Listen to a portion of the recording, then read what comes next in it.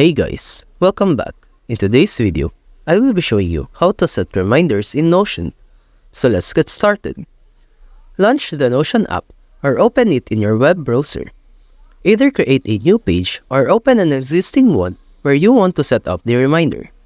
Enter edit mode by clicking on the page.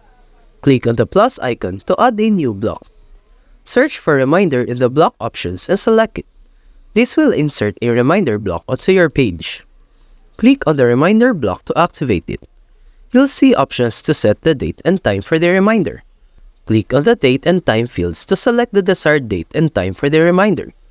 Once you've set up the reminder according to your preferences, click outside the reminder block to save your changes. Notion will now display the reminder on the specified date and time, and you'll receive a notification based on your settings. Periodically review your reminders and adjust them as necessary to stay organized and on track with your tasks and deadlines. That's it for this video. If you have found this video helpful, simply leave a like below or subscribe because it helps me reach more people. See you soon!